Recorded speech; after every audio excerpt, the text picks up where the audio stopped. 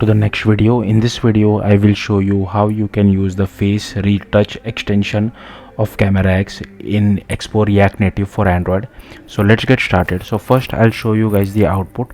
So here I have recorded the output, so I'll just play the output. So here you can see first it is asking me for camera permission. I'll just give it the camera permission, and here you can see that I will just move my camera. Now I know so here I have the capture button. If I click on the capture button, it captures the image and display it inside an image view.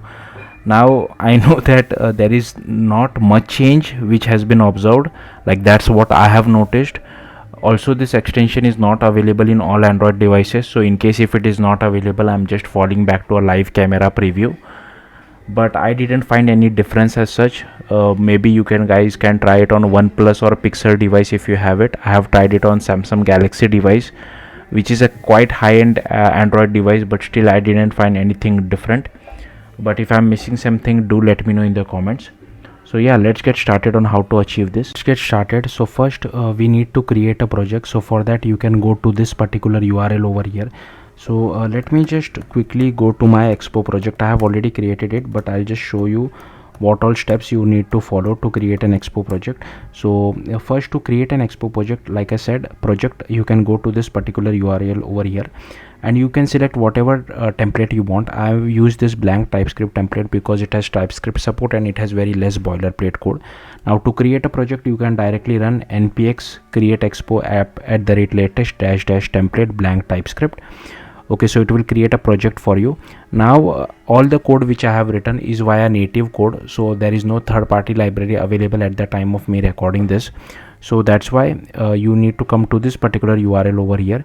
You have to select Android device, you have to select development build, then enable or disable ES depending on you. I have disabled it. Then select your operating system. So I have already installed Watchman, I have already installed Cache Zulu, I have already set the Java home path as well. Then I have already installed Android Studio as well. So I have already done all these settings which has been mentioned in the documentation. And then I have already set the path as well. Then I have done all this stuff as well. Then you need to cd to your Expo React Native project and then copy this particular command and paste it over here. So this will again run some dependencies. So I have already ran that again.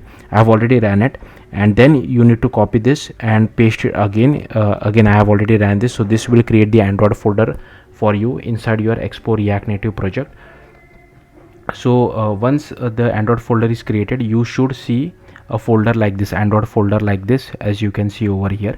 Next, to write native code, we need to create our own module. So for that you can come to this documentation, copy this particular command and paste it over here. Now it will ask you for few questions like what should be the module name and everything. Just press enter 3 times and it will automatically create a module. I have kept everything as default. So here you can see this is the module. Now again I'll just close this cheat sheet. Now let's see the actual code. So first let's see how to use it.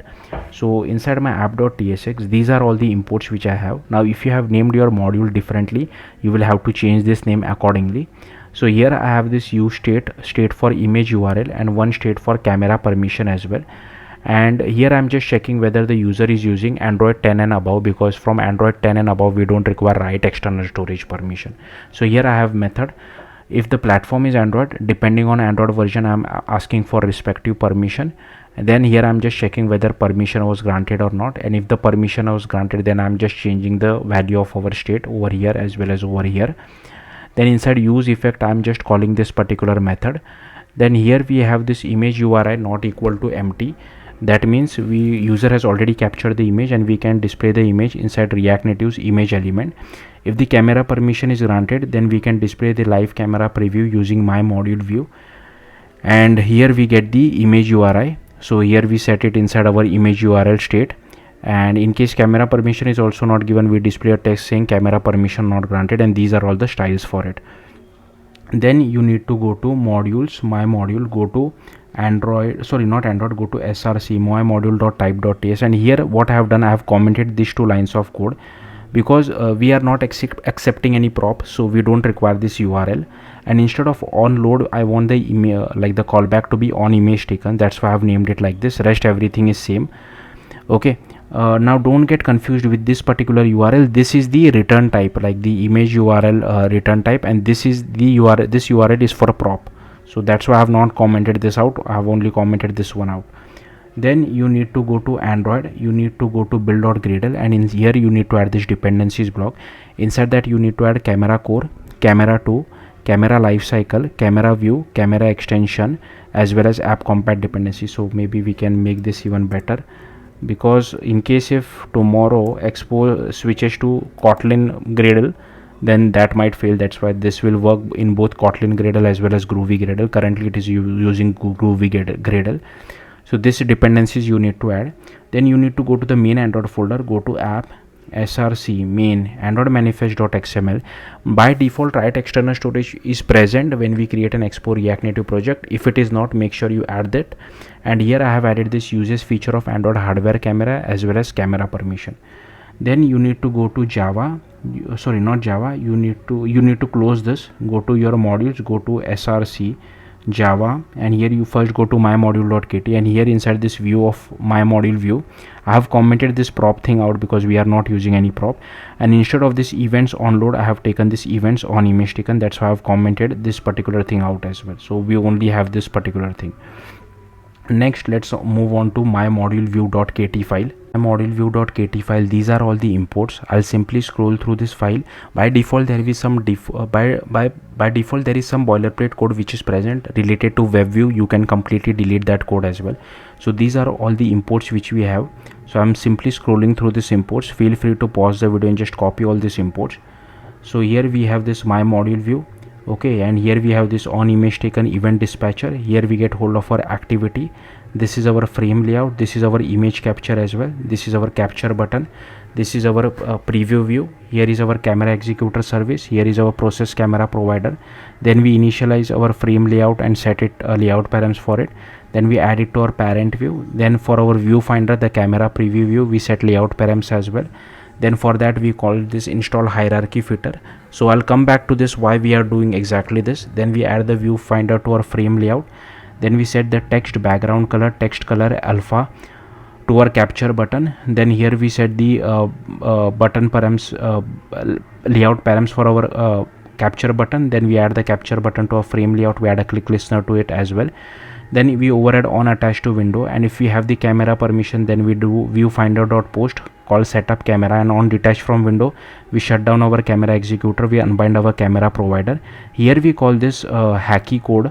Why we need to do this? If you want to learn more, you can go to this particular URL. So basically this is an issue which has been open in React Native's repo since past 8 years. They have still not fixed it. If you don't do this, you will just see a black screen, you will not see your live camera preview. Then here we have this take photo method where we get hold, first check image capture is not equal to null. Then we set the name using simple date format. Then inside content value we pass display name, mime type, and if Android version greater than P we also set the relative path. Then here we define the image capture dot output file options. Then we do image capture dot take picture, and here we override on error as well as on image saved. And once the image has been captured, we send it back to React Native or Expo side with the help of this on image taken. Then we unbind our camera provider. Here we just check whether we have the proper camera permissions or not, and here we just have normal variables for our particular file. Then next comes the most interesting part, setup camera method, where we initialize our aspect ratio strategy. Then we initialize our resolution selector as well. Then here we have our process camera provider. Here we get our camera provider. Then here we get hold of the extension manager. Then we do extension manager future.add listener.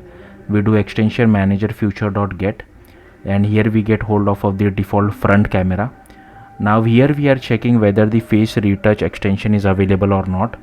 If it is available, I am displaying a toast message saying extension available. Then we initialize our preview view, we initialize our image capture as well. Then we do extension manager.get extension enabled camera selector. Here we get our face retouch extension, unbind our camera provider, bind it to the life cycle, and while binding we also pass the selector as well. In case if the extension is not available, I display a toast message saying no extension. The rest of the code remains more or less the same. We initialize the preview view, we initialize our capture as well, image capture, we unbind our camera provider, we bind it to the life cycle, and finally we pass context compat.get main executor over here as well as over here. So yeah, that's all there is to it. If you have any questions, do let me know in the comments. Thank you for watching. Bye.